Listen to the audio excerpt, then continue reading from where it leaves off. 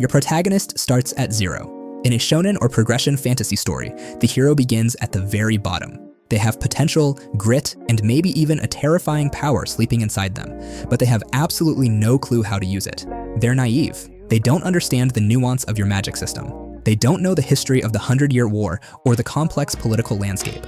This creates a mechanical problem for the writer. There's a massive gap between where your hero is now and where they need to be to defeat the final villain. You need a bridge. You need a mentor. A mentor is more than a quest giver. A mentor is the narrative device that transforms potential into kinetic energy. They're the catalyst. Without them, your hero stays a farm boy with a stick, a student with a weird ghost hovering over their shoulder, unable to act. The mentor serves the audience just as much as the hero. Since your hero is the audience proxy asking, "What is this?" and "How does that work?" the mentor is the answer key. They explain the complexity of your world without breaking the fourth wall. But here's where new writers mess this up. They treat the mentor like a walking textbook. They make them a flawless statue who dispenses wisdom and cool moves. That's boring. A great mentor relationship is conflict. It's a clash of philosophies. Your hero starts the story believing a lie. This is a misconception about themselves or the world. Maybe they think strength comes from anger. Maybe they think they have to do everything alone to prove their worth. The mentor holds the truth. They possess the specific insight the hero lacks. They know that anger blinds you in a fight. They know that isolation leads to death. The mentorship arc transcends learning to punch harder. It's the friction between the hero's lie and the mentor's truth. If you write a mentor who just teaches sword forms, you wrote a coach. If you write a mentor who challenges the hero's entire worldview, you wrote a character. The dynamic creates the story. This friction drives the character development. A positive arc happens when the hero struggles against the mentor's wisdom, but eventually accepts the truth. A negative arc happens when the hero rejects the truth because the mentor failed to empathize. Establish this dynamic early. If the hero can cross the threshold alone, they don't need a guide. If the hero already understands the world, they don't need a teacher. The mentor exists to force the protagonist to confront their own inadequacy. They strip away the naive optimism and replace it with hard-earned competence. That's the core function. Everything else, the training montages, the secret techniques, the power-ups, is secondary to this philosophical exchange. Step away from the generic old wizard. We all know the archetype. Long beard, speaks in riddles, dies in the second act. The classic mentor works, but it comes with a narrative cost. They usually know too much. Their death becomes a necessity to force the hero to navigate the hardest parts alone. If they stay alive, they solve the plot for the hero. You can do better than the default setting. Shonen storytelling thrives on specific, distinct character dynamics. Number 1, the drill sergeant. This mentor is terrifying.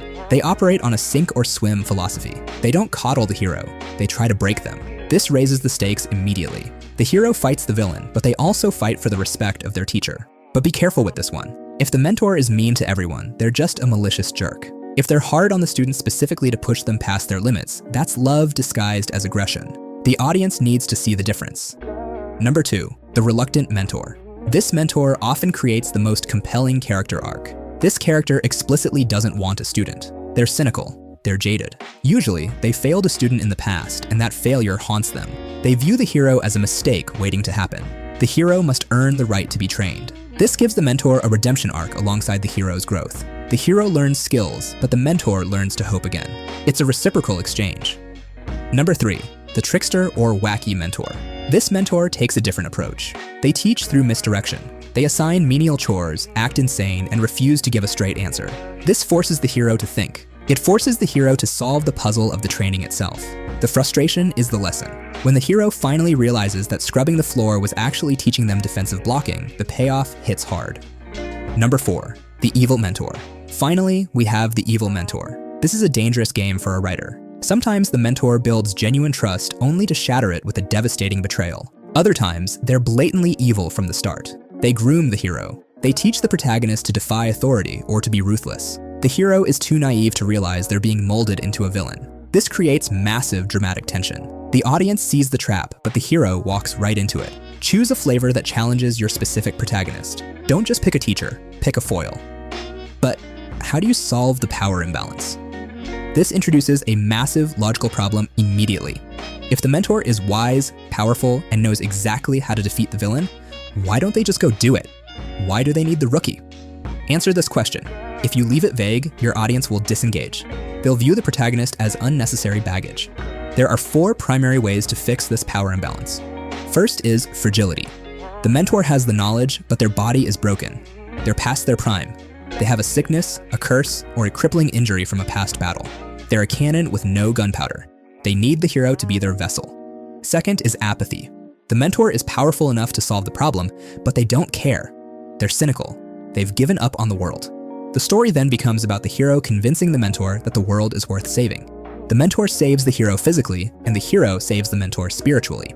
Third is the chosen one rule. Your magic system or prophecy dictates that only the protagonist can do the deed. The mentor physically can't wield the sword, enter the shrine, or unlock the seal. They're the guide, not the key. Fourth is obsolescence. The mentor represents the old way. The villain represents a new threat that the old ways can't defeat. The mentor knows they're obsolete. They train the hero to surpass them, to evolve the technique into something new. Choose one of these constraints. Make it clear. The mentor must have a valid reason for standing on the sidelines while the teenager fights the god monster. Once you solve the logic, solve the dialogue. Stop writing exposition dumps. Don't have your mentor sit the hero down and lecture them on world history for 3 pages. That's a lecture, not a story. Information must filter through the mentor's bias. A cynical mentor explains the magic system differently than a religious one. Use the action lesson format. The hero tries a technique. The hero fails disastrously. Only then does the mentor explain why they failed based on the lore. The lesson lands because the character just felt the consequences of ignorance. Finally, stop writing perfect statues. Mentors who act as flawless fortune cookie dispensers are boring. Humanize them. Give them a partial truth. They don't know everything. Give them a past failure that mirrors the hero's current struggle. Give them a life outside the hero. They should have hobbies, romances, or personal goals that have nothing to do with the protagonist. A mentor with no flaws is just a plot device. A mentor with regrets is a person. Next, how do you structure training scenes with your mentor character? You have your mentor, you have your dynamic. Now write the actual scenes. Structure matters here. Use the action-reaction cycle to drive growth.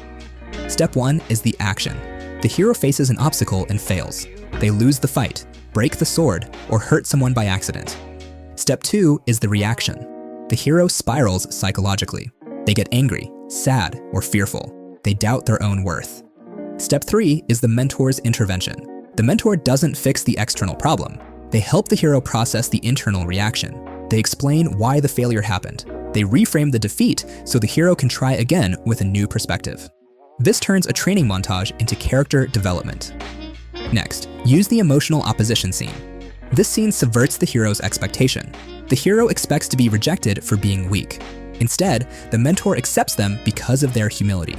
Or, the hero expects praise for a victory, but the mentor scolds them for being reckless. This shifts the hero's emotional state from despair to hope, or from arrogance to caution. It keeps the relationship unpredictable. It proves the mentor sees something the hero ignores. However, heed the Clay arc warning. Don't let the mentor steal the show.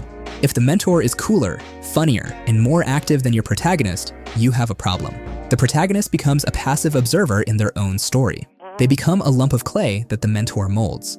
The hero must drive the action. The mentor provides the map, but the hero must choose to walk the path. If the mentor fights the battles while the hero watches, you failed.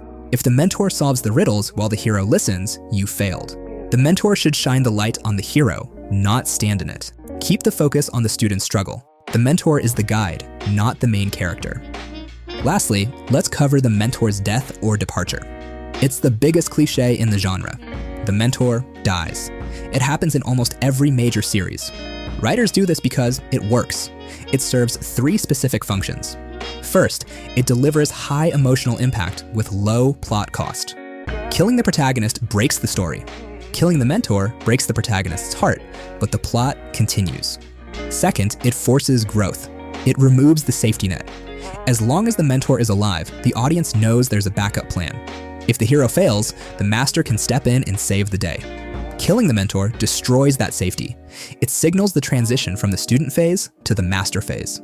Third, it creates narrative efficiency. Once the mentor passes on their knowledge, their primary function is over. They become dead weight in the script. Removing them clears the board for the hero's final confrontation. But don't kill them just to make the hero cry. That's lazy writing. That's fridging.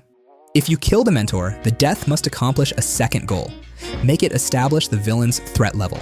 If the villain can kill the master, the hero stands no chance. This raises the stakes instantly. Or make it complete the mentor's redemption arc. The coward dies bravely.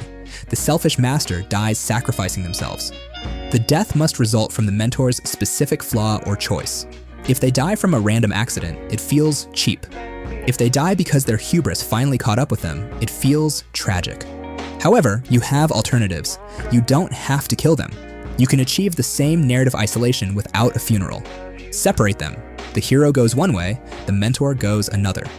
Maybe the mentor gets captured. Maybe they have to hold the line while the hero advances. You can also have them retire.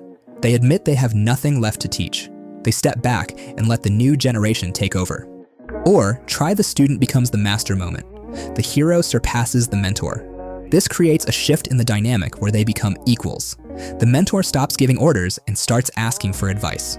This is often more satisfying than a tragic death. It validates the hero's journey. It proves the training worked.